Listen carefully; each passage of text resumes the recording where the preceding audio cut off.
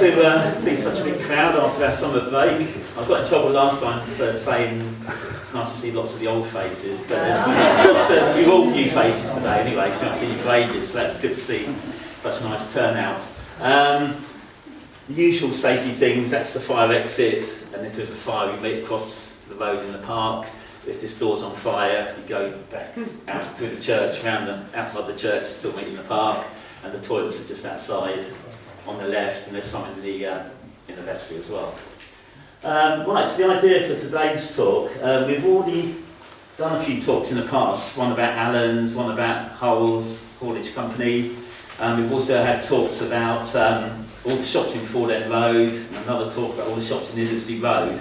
So we thought, what about trying to sort of do a talk about all the other shops that we haven't covered yet, and also all the little businesses. It's quite sad that most of them have gone actually. You know, when I was going around taking photos, most of them was bits of wasteland or it's not a business anymore.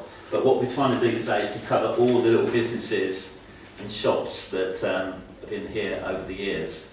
It's quite difficult to work out what order to do them in. But chronologically wasn't going to work at all because some of them were set up and then they disappeared and so on. So what we thought we'd do, Jim's actually going to be doing the first half of the talk, so we thought we'd start at Jim's house halfway up Honeyhill Road, and he's going to cover the shops in the Honeyhill Road area, and then in the second half I'm going to sort of take up the route, and I'm going to do a really windy route past about 3 or 4 different pubs of the past and end up back at my house in Dunville Road. So that's the sort of format for the evening. It's Jim talking about Honeyhill Road first, and then we'll do a windy route and try and cover all the other little businesses along the way. And as usual, feel free to sort of come out with questions, any comments, you know, if you've got your own memories as well, because that sort of makes it a really good evening if we get sort of extra information to what we've already got up on the slides. Yeah, so don't worry about sort of just butting in all the time, except you, Mario, you'll have one question. Yeah. Okay, Hello, good evening everybody. Good evening. Look at conundrum first. Does anybody know that shop? That's too easy then, was it? Yeah. It's one we haven't seen before, but we pulled it out of archives. Yeah, 93 Ford End Road, which brings back memories. But anyway, we're not talking about Ford End Road or the shops today. We're going up Honeyhill Road, and that is Paddler's Court, which is how it stands today. And if we go back one more, that was where it got pulled down as Honeyhill Motors. You remember that in the good old days when we've got petrol in Queen's Park. We've got 2 in Queen's Park actually in those days, Dell's and Honeyhill Motors. But as cameras were not so viable in those days, we didn't actually take that photograph until they'd already started knocking it down in 1990. So you've got to rely on memories again when we start looking back at some of the others. But we'll come back to that a little bit later. But going back to when it was Foster's, we found that one of the best things about those days, and it seems unusual, that the advertising was fairly prominent with Honeyhill boathouse and tea rooms. I gathered it was more for the buses that were running frequently from the town and Midland Road Station. Whether we did get many visitors up the end of Queen's Park where the boathouse was, but I suppose it will always be known as Foster's Boathouse. A lot of action took place there, mainly down by the river, where he had quite a number of punts and canoes. And in those days, if you wanted a canoe or a punt for the weekend, particularly on a Sunday, you had to book about a week in advance, at least, because they were so popular. And then along came the Lido, which followed, and that was again in the 50s, the days that I can remember when they had the first jukebox, which used to pull in all the teenagers, which I was one of in those days, I think. But I'm sure you can remember the Lido, most of you, can you? Yes. Yes. every. But, well, we'll come on to that one afterwards. But when the Honey Hill Lido became prominent, it was then owned by Jimmy Fitzpatrick, who came along, and he then created more of the top end, where we're just showing you Honey Hill Motors, where he put all his refrigeration units in there, where he made his ice cream and sold ice cream all around Bedfordshire. There's some adverts here of what you could get with Boswell ice cream. It seemed ironic that there was quite a large operation going on at the top of Honey Hill Road in quite a small space, but he had some very large refrigeration units, and some of these adverts are pretty good, where you could get free samples. I'm not quite sure whether you get many free samples today, but the weather was really bad when they were giving out the free samples. It says up there, perhaps the bad weather prevented you turning out, so they didn't give out 50,000. It's like more than the population of Bedford. It makes me wonder where he made any money, because he was giving out 50,000 free ices, he must be selling them up. Again, there's another advert of the ice cream that he produced. You notice down here actually it says you must organise a special party to visit our new modern hygienic factory at Honey Hill. So they're actually doing tours of the ice cream factory, presumably free sample involved at the end of that as well. I'm not very sure that it was all that hygienic. And then we come back down to the boats and punts again, cars garage. I think quite a lot of the area originally was lock-up garages. And then when the Lido sort of finished, it became Shin Brothers, who were carpenters and joiners and builders. They started building houses along further around Honey Hill Road. And then in 1964 was when Belvedere Motors took over the front of Honey Hill Road, part of what was Foster's, and developed it into what it became as Honey Hill Motors. And there you see the price of a car in those days. How about that? That's how many wheels it's got, you know. Coffee coloured as well. I assume they're second-hand cars. Yeah, second-hand cars. I think Brian Butterworth was involved in those days with the garage side of it. Then I think it was taken over by Baz Walker, and well, they were both in it together, weren't they, actually? but yeah, Baz and Brian, yeah. And somebody said there was another chap named Vic Cornwall. I don't know whether he was involved.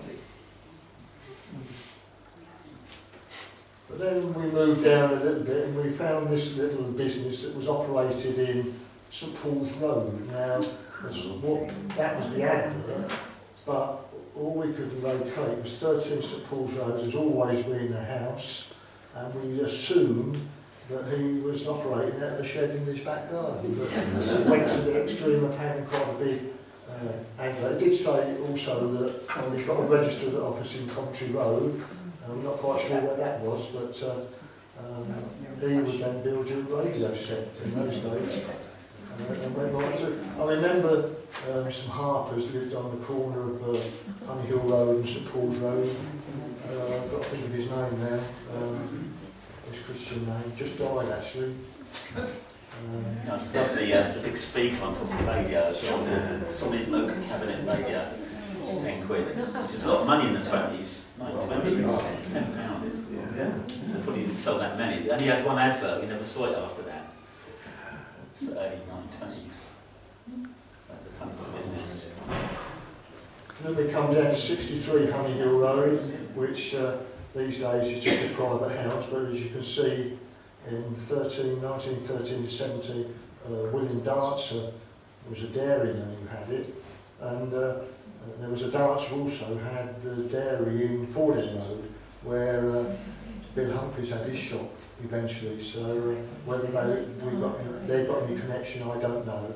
I know the Dartsers in Fordham Road eventually produced their son, who was Jerry Dartser, who played rugby for England, I think. not British England, Lions. but he went with the British Lions, the British Lions. It became, in 1927, a general shop, and then in 29 it was a general shop. But that's the one that interests us more.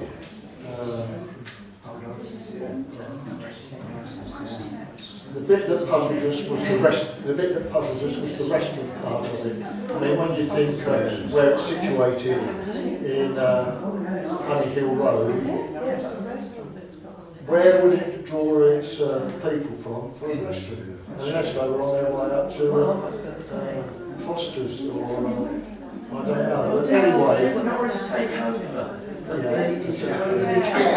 well, when Tom Norris was Bill Norris's father, and Bill Norris, when the Lido, Jimmy Fitzpatrick finished with the Lido, Bill Norris took it on for a short time and run the Lido as well. But he also had the grocer's shop there. But I think the restaurant part, and we'll see that a bit later when we come down to the bottom of Honey Hill Road, why I don't think we should look too much into a restaurant side of things. I think possibly it was a tea shop where you could get a cup of tea.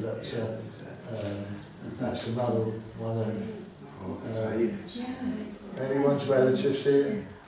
Was it your grand, Nan? No, it's my cousin Sheila Norris. Sheila. She's not here. Yeah. That's Tom's wife. I Tom see, Norris's yeah, wife. yeah. Well, I But think you can that's see the spearmint machine at the back. Oh yeah. Yeah.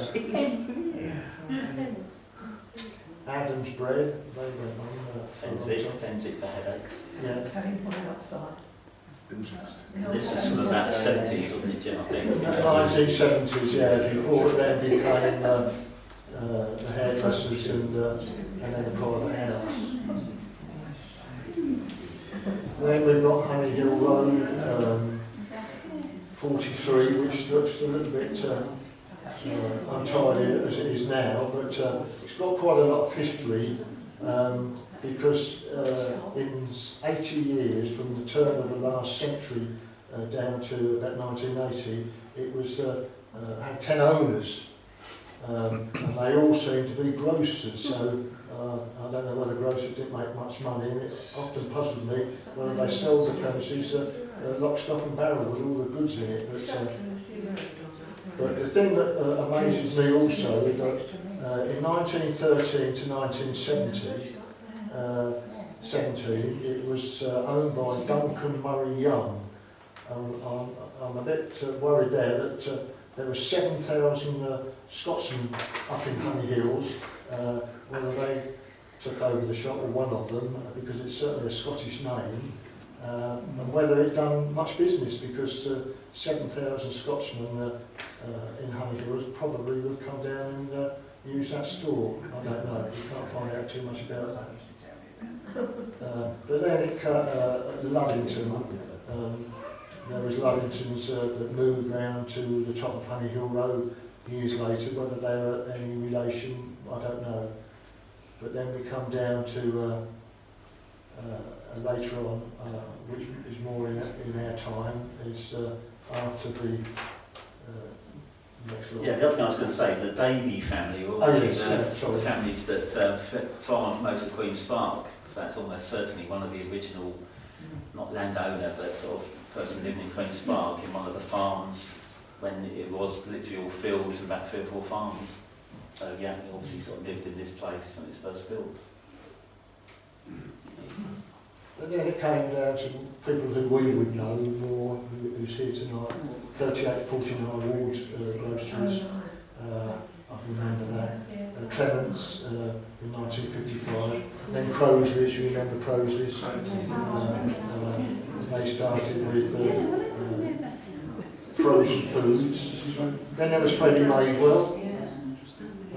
He had it for a few years. Freddie Madewell was the musician around Bedford in our dancing days. If you ever went on the Corn Exchange or Cardington Camp, Freddie Madewell and his orchestra. So he used to keep it. He won, we can't find the photograph, but he won a national window dressing competition during those days that he kept that shop. So he he finished up moving away from Bedford. And when I contacted him 2 or 3 years ago to find out about the music side, when he was in Bedford and in the shop, he lives up in Nuneaton now, and he's well in his 80s, and he still owns 3 small supermarkets. So he stayed in the game. I think his 2 sons run them now, but Freddie was still active last year or the year before. When he actually probably told you this when I done the talk about the musicians that came out of Queen's Park. I found his phone number, I rang him up at Nuneaton, and he'd done no more. About 3 days later, him and his wife drove down to Bedford. They'd got a wad of photographs. He booked himself into the Swan Hotel, him and his wife, and came up to spend the morning with us, and told us all about, and gave us all this information about his dance band days, which I thought was remarkable. Jim and Lee Loney, you remember those when they took the shop on? They had for a number of years. People laugh at the prices of things. Yeah. That was about the 70s, I think. That was. About the 70s, yeah. Then we come across to Moss's. I'm a little bit more interested in next door, but that was the original Al Moss, Guildford Moss was his Christian name. It makes me wonder in those days, I mean in these days they usually name the child where the baby was conceived. I'm a bit worried when Guildford, not way away in those days. But anyway, that was where Mr Moss, that previous one, started his business in the house, and that was the, can you go back, please? That was his front room that he had converted into the shop before they expanded many years later. But the bit I was interested in, that anybody can remember, was the next door bit that finally became part of Moss's, was an old shoemaker, the Dillon brothers. And there were 2 little brothers, I don't know if you can remember them. One was very lame, and it got quite a history before the Mosses took it over. But shoe repairers, and they were known as snobs. Now, if you look at the definition of a snob, there is one part of it which says cobbler. So before they became shoe repairers, they was known as snobs, apparently. Talking cobblers again. But anyway, they had a business there. It never looks as if they did much in my days when I looked in there. I never personally went in there, and I didn't know many people who did. But They took in washing. Took in bags of washing. Did they? Yes, and they went and fetched them the next week. They called it the bag one. Yeah, it's funny because you should say that. Somebody informed us that there was a laundry there, but we couldn't come up with it, as you can see, with anything. Oh, well, that's nice to know. So they not only mended shoes, they done your washing as well. That sounds a bit iffy. Because in my eyes, I'm not knocking anybody. We had a big tip over the back, if you can remember, Cox's Pits. Yeah. And we used to tip all the, get all the spent sand from Britannia Works and bring it back and tip into our tip. But amongst all that black sand, there was these iron ingots. And one of these old boys at that shop, every morning of his life, he went, first of all, before he mended any shoes, he went to all this black sand and got a bag full of for scrap. And when he came back, he looked like the Ace of Spades. Yeah. So if he'd done your laundry after. But anyway, that's just my memories of the Dillingham brothers. So yeah, that was. Now, can't find a lot. We're right down the bottom of Honey Hill Road now, number 2. And that was Albert's, the hairdressers, in our days. I don't know if you can remember Albert's, but before it became Albert's, it was, that's as it is now. It was, as you can see, and it comes right down to Locks. Well, when it got to 54, it still said Chew and Mitchell, but I think it was still Locks. And it got restaurant again there. And I can remember, I don't know if anybody else can remember, where the buses used to terminate at the bell at the end of the journey. And that little shop there was a sweet shop come tea room. And I think that is why Norris is up further up, it's got a restaurant, and I think basically that was a tea room. You couldn't get a meal in there or anything like that. I used to see the bus drivers nip across there for 10 minutes and their break and have a tea and a bun, and that was why it was called a restaurant. Can you remember? Any remember Locks? No? Can you? Yeah. Would, yeah. But there's Albert. We couldn't find a picture of the shop, but we found Albert cutting somebody's hair, and eventually he moved out to Islington Road with the shop. But he was there for a number of years, and my offices were just opposite where I lived. And He's a relative of mine. is he? Yeah. Is he? I better not say anything dodgy about him. I know he used to know what time I should have a haircut, because he used to come to the door and say, Jim, you're a week over. I used to have my haircut. And I think he also, to me, introduced the saying, is there anything for the weekend you require? But that was number 2. Honey Hill Road, and it was a sweet shop. A little old lady, Mrs. Locke, kept it. And can you remember that? The old lady, I think she lived up at Old Ford End Road, about number 7, Mrs. Locke. I don't know what he said. Lots the shop. I don't know. That's what he said about the old lady. Yes, you live around the Oh, I don't know. Why didn't you live on the promenade? But go back to that picture of where it's knocked down. That one there. We haven't got one of these yet. Yeah. You can remember just in the background the old West End Clubhouse where the stewards lived, and that's the new West End Club. I think possibly one of the later talks we're going to do, we've got the old West End Club, which is part of somebody's talk later on. But there was the bell this side, and just when I saw the other photographs that we've got, there's the oak tree that's still there and has been there as long as anybody can remember.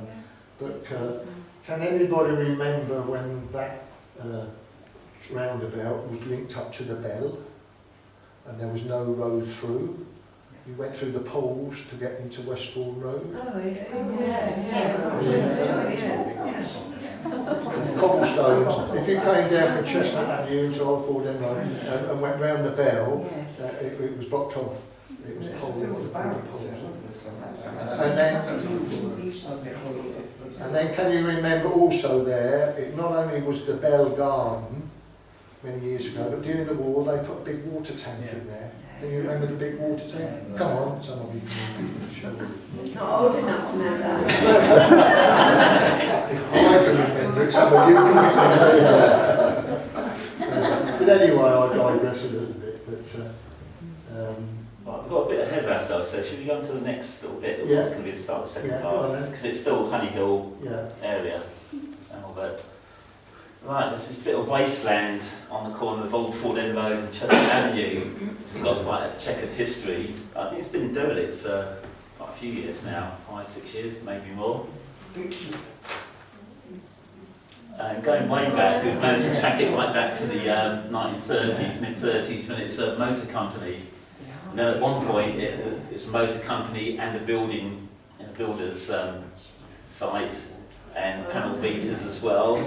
Then at one point, Criselco had a warehouse there, so they had a big factory, sort of London Road way, wasn't it? Criselco, somewhere over that way. But that was their warehouse for the light bulbs, and also Bedford Refrigeration Company had their works there. So it's obviously dividing the building up. We're not the army there in the war. yes, Yeah, I'll be surprised, yeah, because it's got big sort of warehouses. And then at one point in the 60s, it was also greetings card manufacturers. But the one thing I remember from the 60s, we used to go and play football at Allen Park. We'd come home, and there'd always be bits of foam rubber lying around, so we'd sort of play football with that all the way home. And that's when it was owned by a company called Hairlock.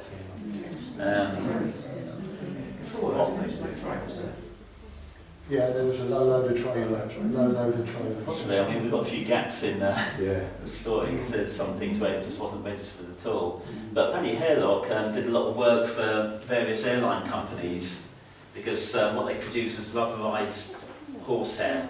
So they got loads of horsehair, so it was much sort of firmer, but it's also sort of longer wearing than normal foam rubber. Like I say, we used to sort of kick it around the streets and on the way home there's always oddments lying around, but it's also really suitable because they could actually mould it and they can actually cut it much better than foam rubber. It's a bit too squidgy to be able to cut and mould. And the other thing I found out it was used for a lot is when aeroplanes were dropping supplies, they could actually make boxes out of this rubberised horsehair, and it was a perfect container for sort of supplies being dropped by parachute, you know, because it sort of took the impact and the milk or whatever it is didn't explode when it hit the ground.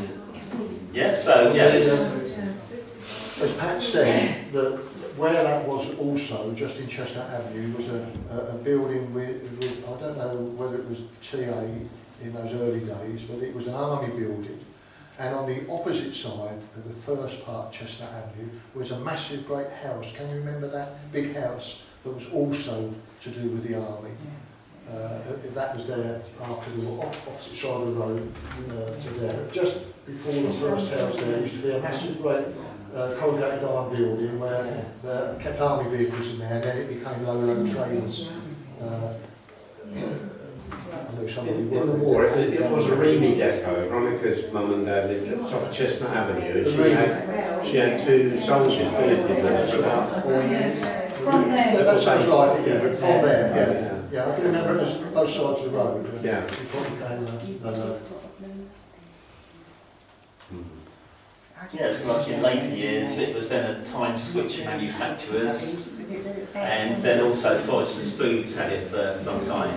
So again, someone pointed out that a lot of these businesses, they seem to have sort of quite dirty industry as well as sort of food stuff, and they seem to sort of change quite quickly, you know, because I would have thought using the sort of the manufacturing of foam rubber and stuff is actually quite a dirty business, and then it ended up being sort of Forrester's Foods, who made pies and pizzas and all sorts. And I went past there today. I was actually going down to St Paul's Road to find out where number 13 was, to see this big radio factory, which wasn't there.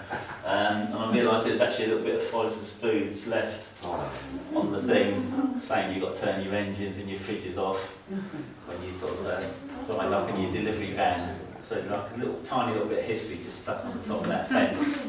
They actually, about 3 or 4 years ago, got planning permission to build so many houses on that plot, what we're talking about, but it was rejected because it was 3 floors and they wanted it reduced to just normal houses instead of townhouses. And the people never came back with a revised plan, so I don't know what happened there, but they were ready to pass the plans for 9 houses, what were going to go in there. Yeah, so right in the second half we're going to look at least one other place where it's been derelict for like years and years, but again it's another place that used to be a garage that's got quite a little bit of history. So I think we'll finish there. It's about 8 o'clock. We'll have about a 10-15 minute break and then draw the battle and then come back.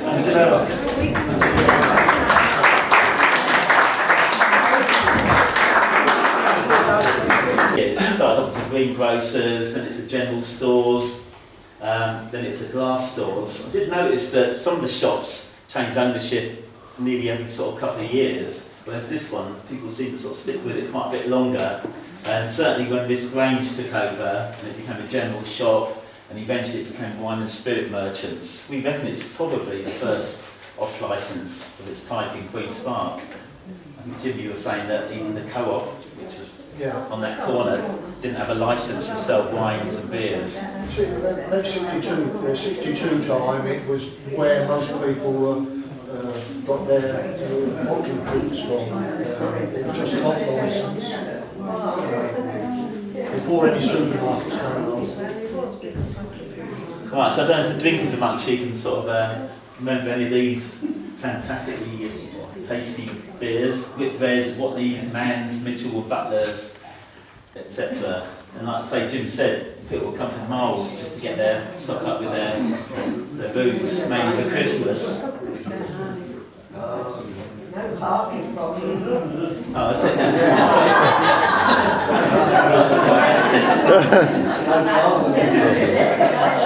Yeah, the thing with adverts, I really love the fact that with this advert in particular, you can actually pin it down to the actual day they got the license to sell the booze, May 11th, 1959. You know, so it's quite handy. Some adverts give you quite a lot of information about exactly what's happening. They also did frozen food as well, so they're probably quite a bit ahead of their time on the frozen food as well. My old dad come all the way from Bromham to get his from there anyway. He bought it for the crate for me. Right, this other one, for the Christmas spirit, by a Queen's Park off licence. Can't remember the wording on that. He also got Green Shield stamps now as well. Parking obviously wasn't such a big feature, but he got Green Shield stamps, so again that would attract quite a few people. And that was obviously a Christmas advert from about the late 50s, I think. Right, so that's Queen's Park's first off licence. We're now going to take a little detour. We're going to go up Marlborough Road, and this is a business that Jim's actually got a little bit of an involvement in, or his family has. So 17 Marlborough Road. So originally it was a coal merchant, so he'd actually had his yard where that sort of shed is, and presumably the horse and cart to deliver the coal. And then in 1900, someone called Edwin Hull took it over. So then Jim, you want to say a few things? Well, that was my granddad who started a haulage business from there, and it was. There was no building there then, but there was 2 stables at the back with a hayloft, and he had 2 carts that went in there as well. So we actually, long before my time, he started doing W.H. Allen's work from that building, and then eventually moved around to 104 End Road. But that was where we started. So I thought that one in, I told you that this was not.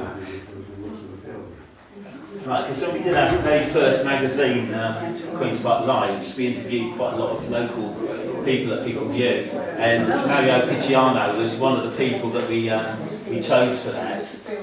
So he's an Italian shoemaker and repairer, and it's sort of followed quite a big tradition. Because if you look just before that, just after the Second World War, it became a shoe repairer and boot repairer, and stayed in the Slot family for quite a long time. And then I think it's about 1980s, the Piccianos took it over and he became sort of the local cobbler. Right, so if anyone has got a copy of that first edition, it's got fantastic photos like this. Sadly he died a couple of years ago, but certainly his story is really well recorded in that first magazine that we did. And the reason he got into sort of making shoes is that in Italy, when you got home from school early, you had to sort of learn a trade, and apparently his brother set up a little boot-making business, and he sort of followed in that line. So when he came to England to follow his dad, who's got a job at the brickworks, as soon as he got old enough, he actually set his own shoemaking company, and apparently they're really, really good quality shoes. He was moaned about the quality of leather these days as well in the article, saying that you can't get decent leather, it's either too soft or too hard, you want something halfway between. And the fact that most shoes are made mainly of plastic and rubber now, rather than sort of pure leather, so it was a real sort of quality product. And again, when a business like that goes, there isn't really anywhere else you can go in the area. He was the first young Italian to form a football team in Bedford called Libertus, and they went on to be quite a good football team, mainly Sunday football, but they were very, very good. I think we used to beat them most times though. And apparently the flashy car he actually got off a woman who won it in a raffle, a American woman. When she moved back to America, she sort of passed it on to him, probably in exchange for a couple of pairs of boots, yeah, pairs of sandals.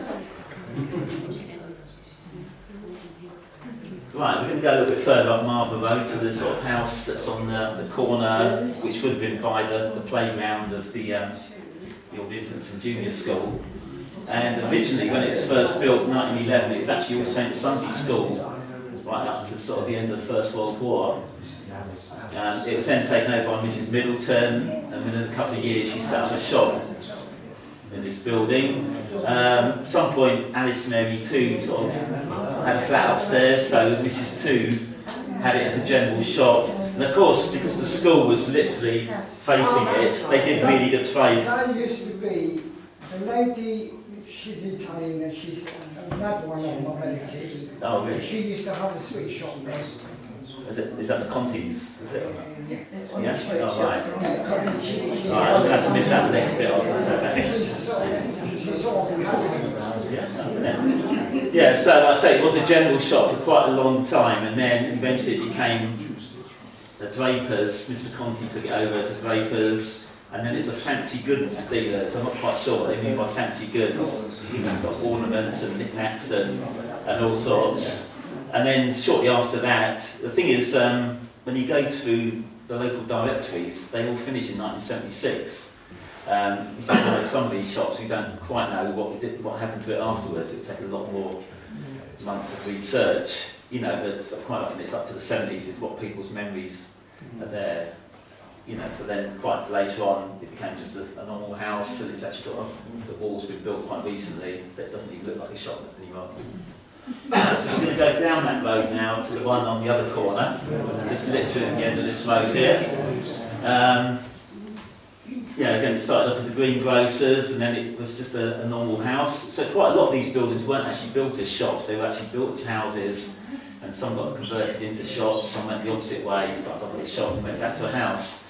So Miss Brady had it as a general shop before the First World War, and then it's another general shop, then it's a sweet shop, then it's a motor car repairer, then it's a general store again, and then it became a house, just sort of a couple of people lived there. But the bit I remember the most probably is when Mr. Pepper had it, because that's when me and my brother were both at junior school at the time. And the reason I got that picture there is that I used to roar in trade on the fruit salads and blackjacks. And I know people sort of use lots of ways of actually working out inflation, like the price of gold, or one of the other brothers does it, it's the price of Big Macs. You can tell what the standard of living is in different countries by how much a Big Mac costs. I do my inflation based on how much blackjacks and fruit salads. So the little equation at the bottom, basically you got 4 for an old penny, which makes 48 for a shilling, and well, the ones I bought today actually were actually 4p each, but then you can get 2p each. So you used to get 48 for 5p, now you get 2.5 for 5p, so it shows how the world's gone.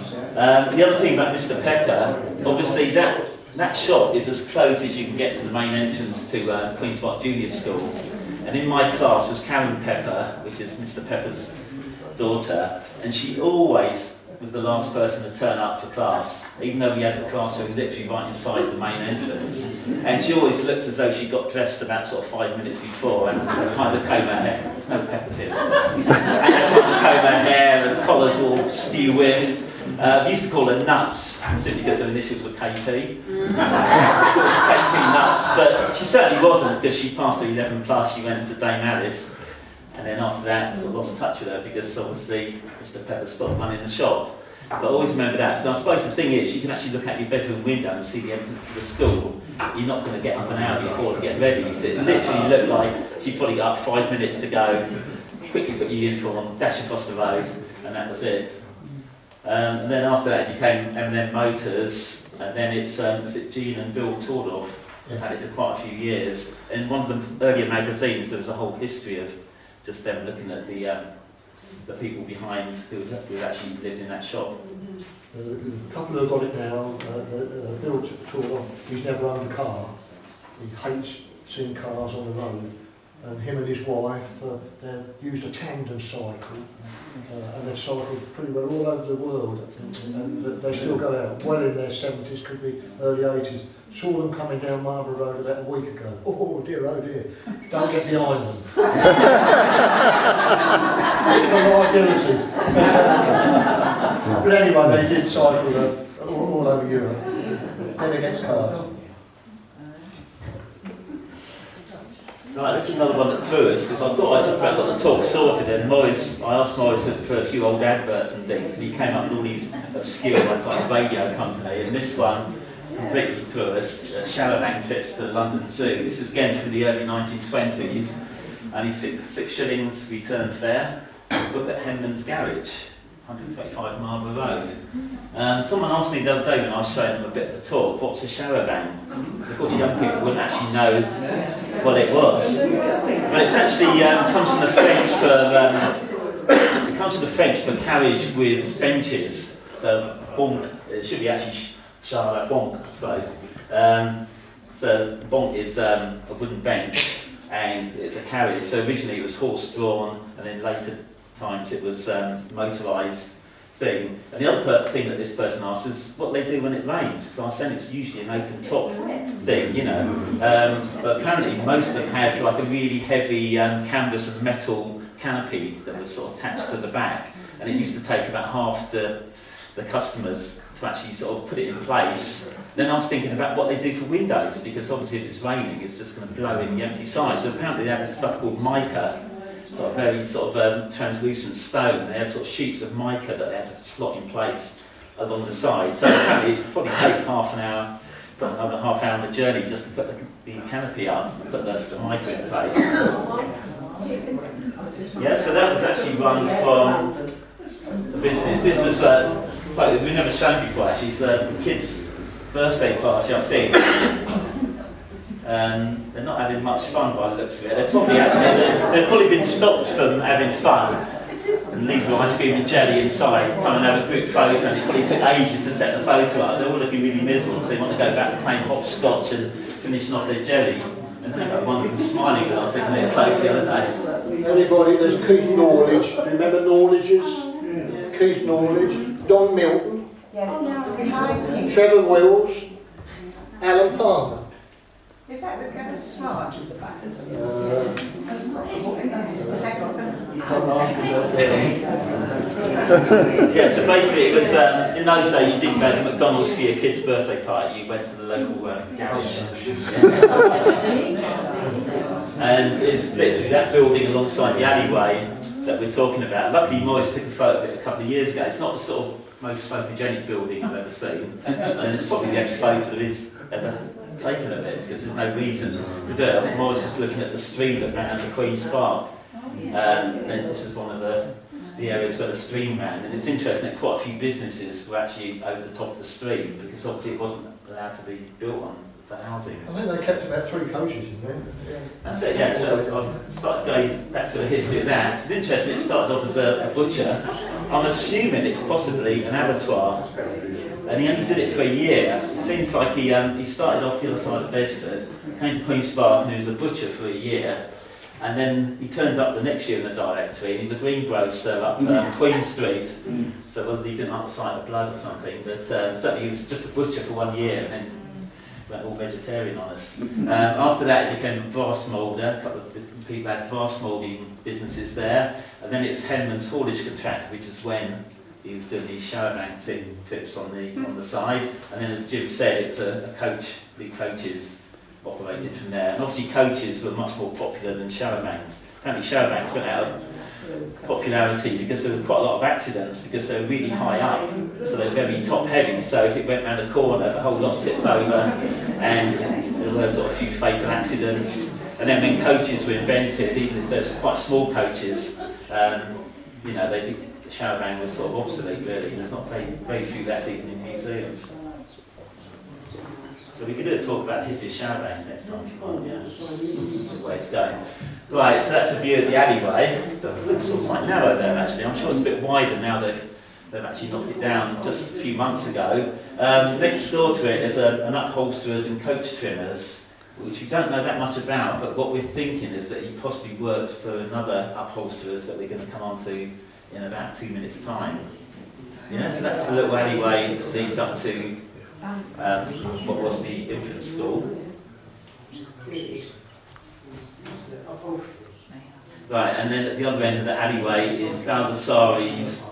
I did try and find out a few things about him. I wrote a letter to him, but then I realised when I went to take the photo that the whole business and the house, by the looks of it, are up for sale. So it's probably not the best time to be asking someone a little bit about the history of your business. So, you know, he operates from the house, and obviously he's got the yard there. I think, Jim, you've had some dealings with Mr. Baldassari. He's a very clever chap actually, as an upholsterer. I mean, he used to do my work, lorry seats, but even up till not many weeks ago, he's got one building there that he specialises in doing up old cars. And some of the cars he's had in there, and he's sort of rebuilt the seating and the roofs. It's unbelievable. He's a very talented chap. And at the moment, he's trying to sell because he wants to retire. He's well over retiring age, and he's trying to.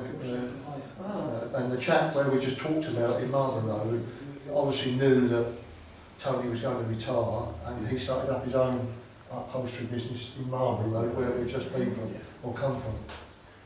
But Tony, yeah, clever chap.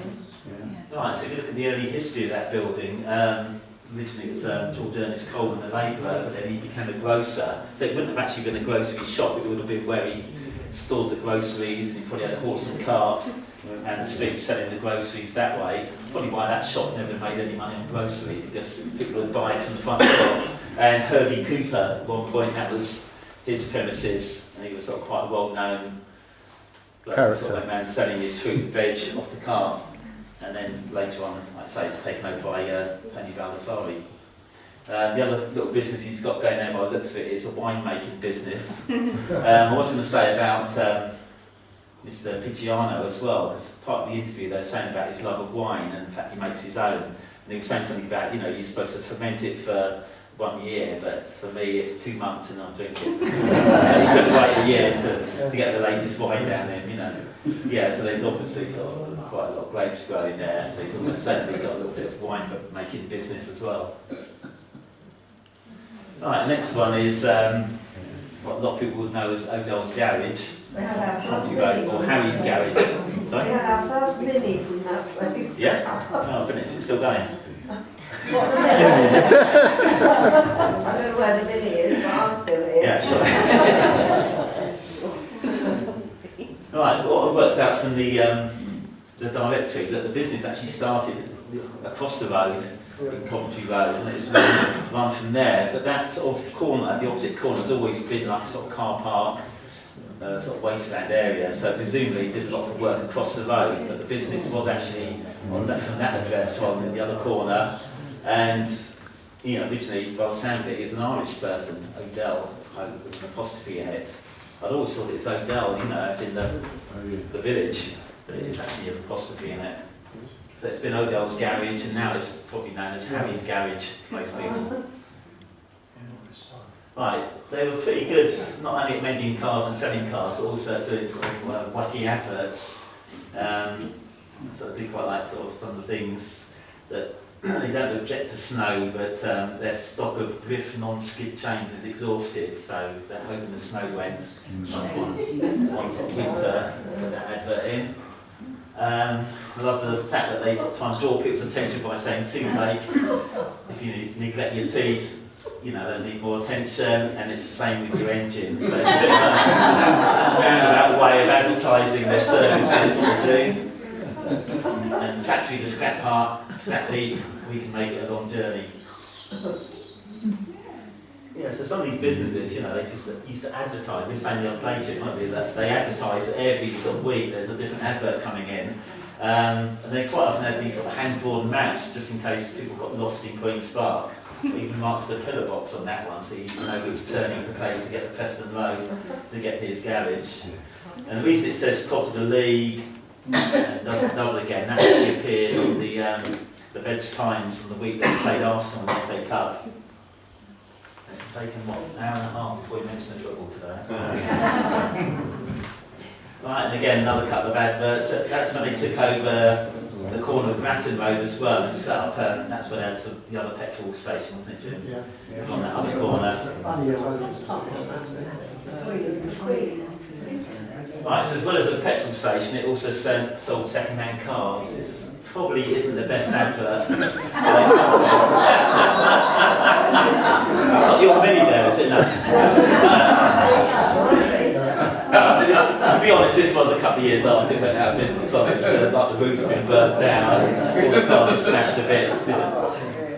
When we held our centenary here 3 years ago, Mr. Odell drove up from Cornwall, I think, Devon, in a sports car, Well in his 90s, is he? Yeah. He drove up to come to SMT, so he's still around, lives in Devon, and he drove up, he's about 93 then. Obviously, you did park on that corner. He comes from away from that area. Right, and again, it's one of these places that it's been just a derelict plot of land for like years and years, probably at least 10 years. It's just been boarded up. A lot of people think it's possibly owned by Harry, who owns the garage, and he's tenant of the pub as well. And at some point, that may well get turned into housing as well, we think. Because it's quite a long stretch of land on top of Grand Road, you know. I think Harry owns the pub as well. Yeah, it does. Just leases it out. Right, so hopefully at some point something will get built there. So it's a bit of an eyesore. You see it every day. Was it down Grattan Road or somewhere there was a sweet factory? Still is. Yes. Well, we're going to get there. Yeah. I don't know. 5 minutes. Give us 5 minutes till we Yeah, sorry. She's whizzing man, really, you're getting ahead of yourself. Right, so yeah, we're gonna whiz back down Coventry Road. So this is Pat's General Stores. This is one of the thing that most people think has been a shop all its life, but it actually started off as a normal house. And originally it's an oiler that lived there, then it's an iron turner, then Thomas Hilliard, the dramatic actor. I was hoping he was going to be a bit famous, but I couldn't find anything about him at all. But he lived there for a few years, and it's only 1905 when it became a general shop owned by Mr. White, and then it's a general shop. Mrs. Meager, the Meager family's in it for 50 years, and then Mrs. White had it for quite a few more years until I went in to see Pat the other day, and he said that he actually bought it off of Mrs. White, so it's quite nice that one is. We got the full story on this one. Right, and that's the only photo I could find of Mrs. White. I think it's her daughter, or if not, a shop assistant on that. That's like the shop. It looks an old photo. It's actually taken like 1990 or something. And what Pat was telling me is that when he bought it, it was literally the front room that was the shop, and the rest of it was living quarters. So the shop actually stopped where the see that bit of the wall at the top is. And it's him that sort of knocked it right the way back and turned it into basically an Italian supermarket. So like Italian families come from all over Bedford to shop at Pat's stores. What people say, well, I don't think Pat's not Italian, is he? And of course he isn't, he's an Asian person, Asian Christian. No, because he likes Italian, that's why he's got Italian. This one? Because he likes Italian stuff. Oh sure, yeah, no, that's it, yeah. And they've got the sort of the best selection apparently. And certainly when I was trying to take this photo, there were like some Italian people going in and out of the shop, sort of buying various things. You know, so and I know it sort of burnt down a couple of years ago. Someone sort of set fire to the front of it, so it's all been redeveloped now and smartened up, and it actually looks even better than it used to beforehand. You know. Yes, that's Pat's stores. We're going to go down Howard Avenue, and there's a shop on the corner here that's now private residence. Originally it was Henman family had it as a builder's works, and then eventually they set up a shop as well, selling hardware. The one bit that me and my brother remember from this was from the 1960s when Mr. Reedy had it as a shop. And again, it was a sort of sweet shop and general stores, but the good thing about it was that at the back of the shop they had this huge great table, like sort of big tray, and they had loads and loads of old stamps. So instead of spending our pocket money on sweets, we used to sort of buy loads of stamps. They used to be something like 2p each, and every so often you'd find like Victorian stamps, like a penny red. We've got quite a few penny reds from there. Apparently they used to have like a bag of stamps, and that was about 10p for like a big bag of stamps, but they're all like really common stamps. So we spent hours in there probably just rummaging through to find the little classic stamps, you know, one of which would be worth quite a few pounds, even more these days as well. You know, it kept us away from the sweet counter as well, which was always good. Right, in later years it was Chester's. The Chester family had it as a plumbing business, and I think as soon as they sold that, it then just became a shop, not a shop, a house, and the family lives there now. It's a really big premises that goes quite a long way back, just it being a builder's yard to begin with. Right, we're now going to go up to the sweet shop. The sweet factory rather. That's how it looked a few years ago. It was a garage that was up for sale. That's how it looked about 2 weeks ago. Of called Grattan Road Garage. And the funny thing about it, it was actually built originally as a garage in 1925, and it's only 2 years later Francis Bertram Tilley, the sugar boiler, took it over and turned it into quite a well-known sweet factory, and then he had it for, how many years is that, 50, well, more than 50 years probably, had it actually in the business. Right, Tilley's is another company that did really good adverts, a really good series of adverts coming up.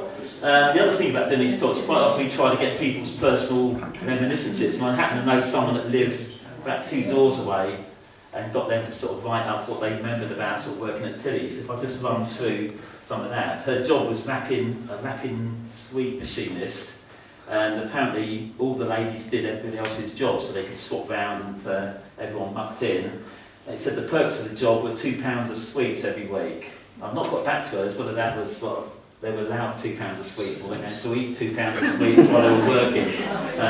I'll have to chase her up on that, I'll tell you next time.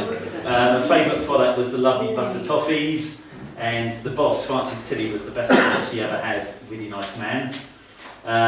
The thing she disliked about the job was the wasps. Apparently, it used to be the wasps, obviously attracted by all the sugar boiling, and they used to get stung a lot, even inside the building. The people she remembers are May, Ethel, Floss, Lil, Brenda, Fred, Joan, Robin, James, Mr. Sell, and Vera in the office. And I like the fact that someone called Floss is working in a candy place. It's got to be she said the health and safety was very good, but it was a messy place, and every week they had to clean the floor because it got so sticky, obviously, with all the, sort of, the sugar and messy stuff there. At one point, they actually used to make crumpets as well. So I remember someone telling me. We lived next door, and all we ever got was the smell. Yeah, of course, yeah, that's it, yeah. I mean, even in Dunville Road, it's only one street away, but you knew if they were making sticks of rock, you could smell the peppermint. If they're making pear drops, you could definitely smell it, and it puts you on pear drops for life.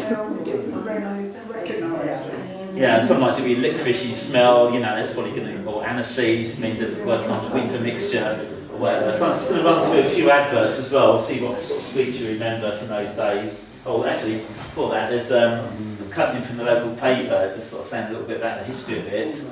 And we always thought maybe it's people making up this story, that they made sticks of rock at this place. And then people from Bedford would go to Great Yarmouth, say, buy sticks of rock and bring it back and give it to the people that live next door to the place where it was made. But it actually says in this article that that's what people did. You know, most of the East Coast resorts, seaside resorts, bought their rock from Tilley's, so it got delivered there, and then people would bring it back to where it was born, you know, so I quite like the fact that that sort of confirmed that story. And that's the ladies actually making rolling up the rock. Yeah, again, really sort of good arrangement of adverts. They always come up with lots of sort of really good catchphrases, like they're delicious, and little treats. There's quite a lot of these. Sherbet bonbons, mints. Always insist on Tilley's. Yeah, the mints are actually really popular, and the winter mixture as well. And the firm's actually moved to, is it Thrapston now, Northamptonshire. Right, a few more adverts, they're still delicious.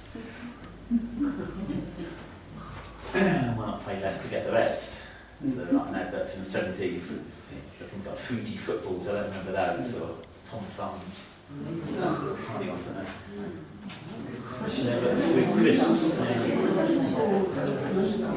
Right, so like I say, if you lived anywhere near the factory, you knew what they were making each day by the smell in the air, because it just took over the whole area.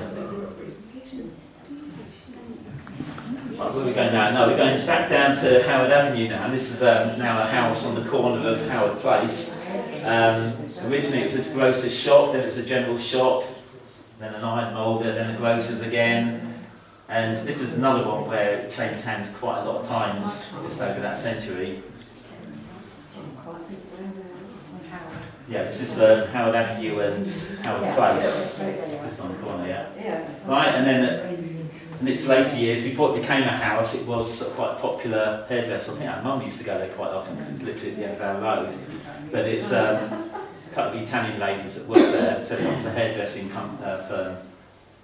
Yeah, so again, anyone can pass that now, you just think it's a normal house, but it's again, got quite a lot of history and lots of different types of shops there. Right, and across the road from that, in the other corner of Howard Place, is what's now called Howard Store. Again, it's another one that's had loads and loads of different owners.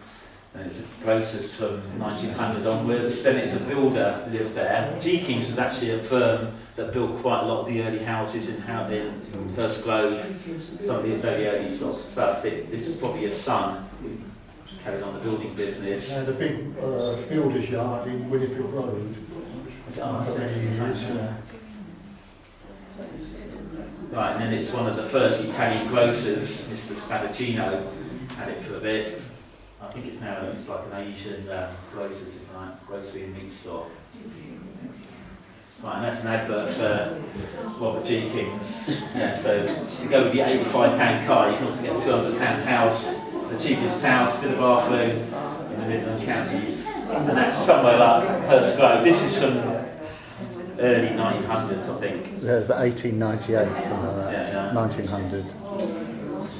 Right, so that firm, that was actually based in that building, was actually responsible for building a lot of the early houses, mainly in Hurst Grove. Right, talking of Hurst Grove, we've then got this business. It's directly opposite Allen Club. So it's on the other corner of Hurst Grove and Howard Avenue. Originally there was a confectioner, Van Man and the Greengrocer all did their business from there. And then it got taken over by Harriet and Ada Osborne, fruiterers and confectioners. So you can either have healthy food or not very healthy food for your teeth. And then the next person that took it over was newsagent, tobacconist and confectioner. That's sort of very good for your health. I suppose newsagent it was.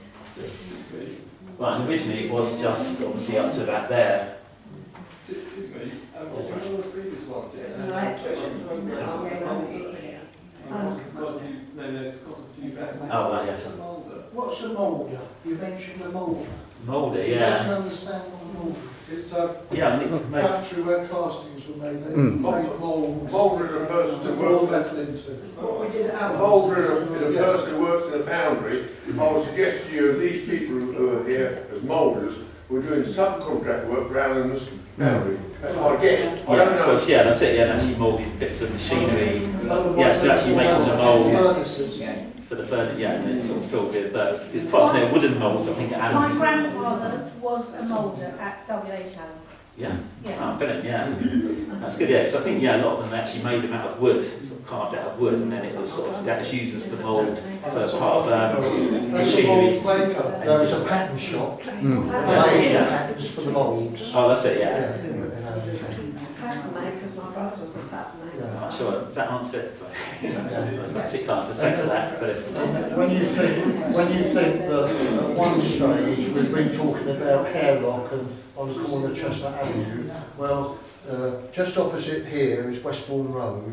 Then the whole of Queen's Park that way, at one stage, was W.H. Allen's moulding shop. And we've had a photograph shown, which I'd never seen before, but just across the road here, where it's now a park, that was the beginning of their moulding shop. it's the Big bit works, Works. isn't it? Yeah. Big Went right the way through to Chester Road. Yeah, it's a big business for the engineering works on Bridge. Right, so in later years that place then became one of the first TV and radio shops in the area, in Queen's Park, and it stayed that way sort of about 30 years or so. It was a radio and TV shop. Right, and again you get Green Shield stamps and honest personal service. Mr. Goldsmith was a German. Is that so? Mr. Goldsmith was a German. Yeah. He was interred in the Isle of Man first of all. Yeah, and he actually ran that then, yeah? When they were developing the houses off Putnam Lane, he had a big house built along there. Yeah, go on, brilliant. Yeah, because sometimes in the directories it doesn't say who owns the business. If the business has got a name, you tend not to get any idea of the owner, so thanks for that. First television show, Yeah, they even got foreign sets there as well, radio and foreign sets. Again, there's a really good advert coming up, I think. Right, it's very early TV, and most of it's a big wooden box made of beautifully finished walnut cabinet, and inside it there's a little A4 size TV screen. And again, in those days, you know, £47, 11 and sixpence is quite a lot of money. I had to switch it on about half an hour before you wanted to watch it. Yeah, oh, just to warm it up. Yeah, but they always look really smart, you know, it's beautifully made wooden boxes. All you got was muffin the wheel. Yeah. Right, then another really good advert. So if you read the small print, new television sets are not yet available. Meanwhile, make the best of your radio. So again, attracting people's attention by having TV sets in big letters. This is from the 50s, when not many people had TV sets, and they were plugging the fact that they saw lots of radios. But at one point, they had a workshop somewhere down Hurst Grove as well. So presumably, you know, someone in their own house was actually just doing the mending of various radios and TVs, you know, private residents down Hurst Grove. Right, and sometimes you think, oh, I wish we could find a photo of that shop. This is actually from the front of Alice magazines. This is the, I think it's not a badminton team, it's the, probably the, Pensioners. yeah, the whiskey team or something, you know, turning up at Alan's Club. But the great thing about it is that you get a really good view of the shop in the background to show how it looked before it got extended on the left-hand side. Yeah, it's got a lot of them smiling actually, not all of them. Pensioners lunch, I should think. Yeah, yeah.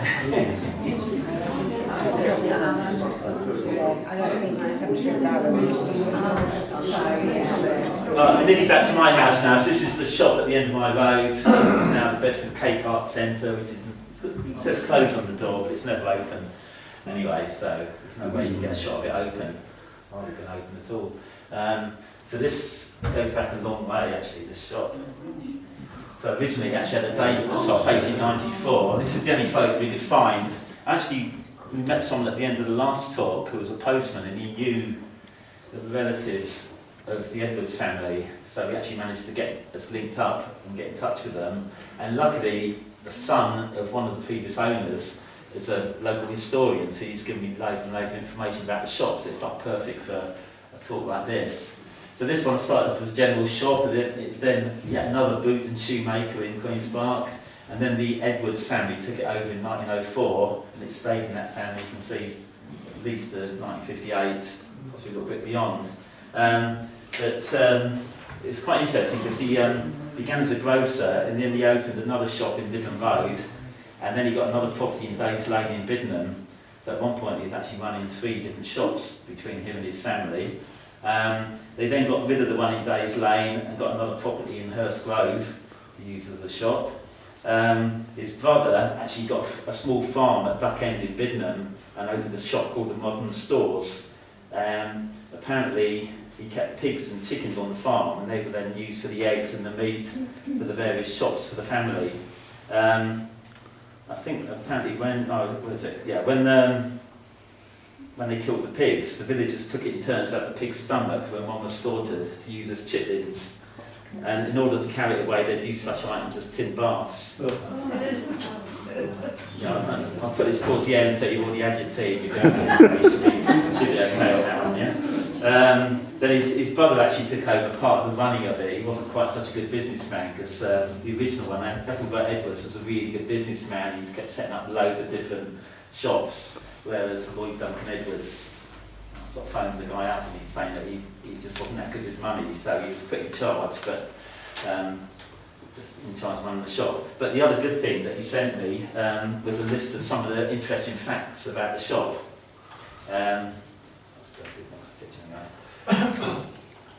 Right, it says there were a plethora of cats out the back, because all the outbuildings were wooden and used for storage. The cats were used for killing the mice and rats. As there was no affordable refrigeration at the time, Lloyd took up the floorboards in the shop, dug holes in the floor below and inserted metal biscuit or crisp tins into the holes. Such items as cheese, bacon and ham were then stored in the tins overnight, because the metal tins acted as a refrigeration system. On a Sunday, when the shop was closed, a dartboard was hung from the back door, physically this door here, and the local lads used to play darts up against the back door. But this person, Martin Edwards, actually told me that at weekends it became like a youth club in the backyard, because to get rid of all the old wooden crates and boxes, the kids would go round and make their own go-karts So it's like a really early form of recycling, you know, so instead of having to dispose or burn all these old boxes, the local kids managed to make go-karts out of what wooden boxes they had. He said all the work surfaces were white marble. A lot of the stuff, currants, sultanas, raisins, sugar and other small items were in sacks on the floor, and a scoop was used to serve the items in the blue bags that had folding tops that interlocked to keep the goods from falling out. The right hand side of the shop had the scales, the meat slicer and the cheese cutting slab with the cheese wire. Apparently during the Second World War, Lloyd, who was the one that wasn't a very good businessman, would often find little extras for the local people at no extra charge, because he was known for his kind nature. Yeah, so it's quite nice when you get someone just sending you all this brilliant information about his family's history to do with that shop. Otherwise we'd have had just a list of dates and a few old photos. The other thing that he said, I mean, I've got this photo, I think one of the people in it is actually here tonight. If you guess which one, you can get an extra sweet if you guess who it is. That man is here today. Can he catch it? Make sure he gets an extra sweet. Right, I did borrow this off them. It's a bit sneaky in a way, because what I was really interested in was the adverts on the shop in the background, instead of him turning up for his wedding. Is it 61 years ago, do you say, John? Is it 61? Did you get the carnation from Sorry, Park? is it 61 years ago, this photo? 60 last March. That's it, yeah. I mean, yeah. Right, like I say, I was quite interested, because you get a little bit of a view as well in the background of this very momentous occasion, John's wedding, as well see. Some of the idea of some of the adverts. So apparently, in the backyard, as well as all these cats and rats and things like running about the place, kids trying to make go-karts out of wooden boxes, there were also stacks and stacks of these old enamel signs as well. I reckon they just didn't have enough room on the wall to actually fix them up. So it was always interesting to know where they went, because they'd probably sort of think they'd turn up in antique shops worth lots of money. But there were quite a lot of adverts actually nailed up or screwed up to the walls as well. Right, I'm nearly back home, so I live up the other end of Dunville Road.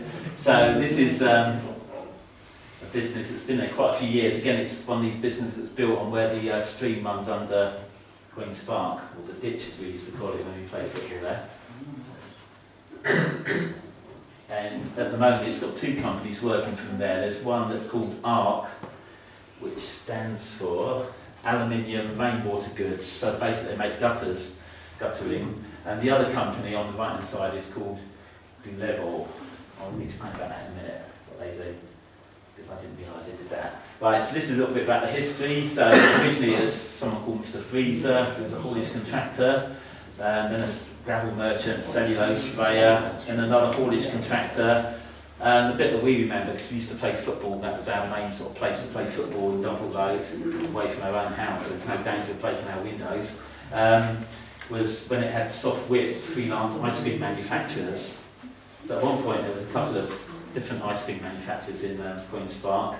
And the good thing was, on a hot day, we could actually go inside and you could buy your ice cream straight out of the freezer, actually in the premises. They'd let us go in, and he'd open this huge great door and just all this steam came out. It was really nice already, you know, without eating the ice cream. I think we paid for it, didn't we? I think so. Usually.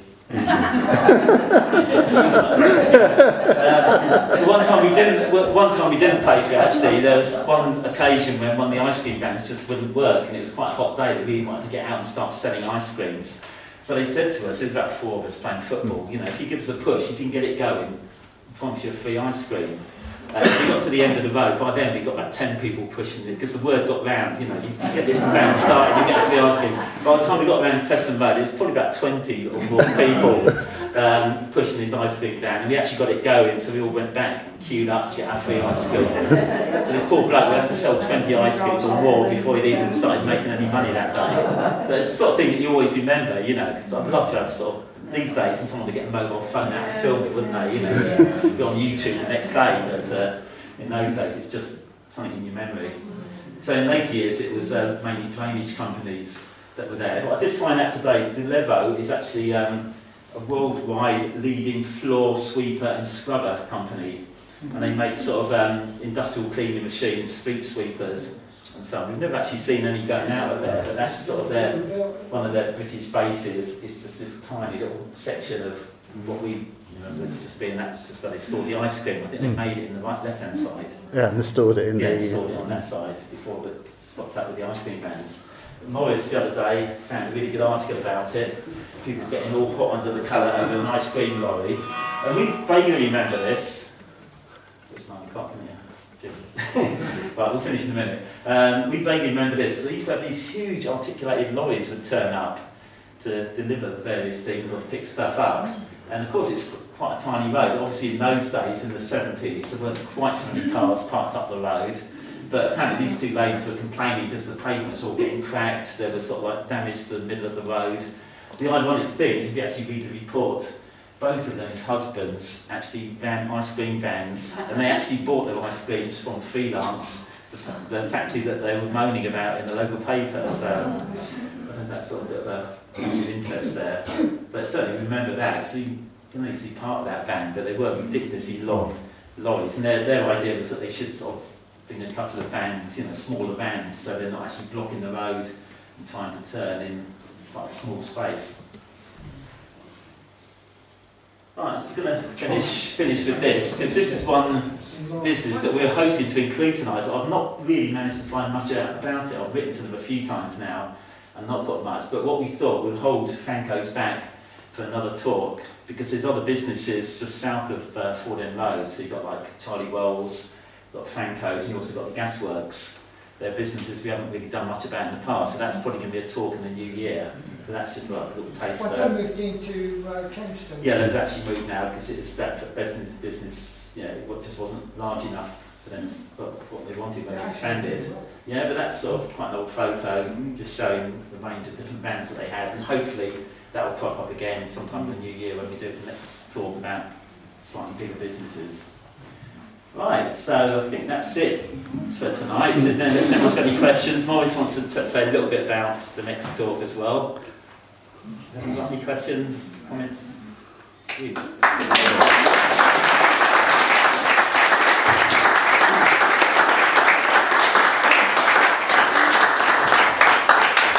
remember on the way out, I've got these very expensive sweets around at the back. Take two, yeah? You don't have to fill that form in. Get a sweet. I like the way you said expensive. Yeah, 2 for each though. Right, I'll just let Maurice just explain quickly about the next talk. Right, just a minute or so, just on the next talk. It's going to be in November. It's the second part of the talk, the last one we did before the summer, in June, which was about World War I. Obviously it's a lot in the news with Centennials, the start of the First World War being in August this year. The first talk in June was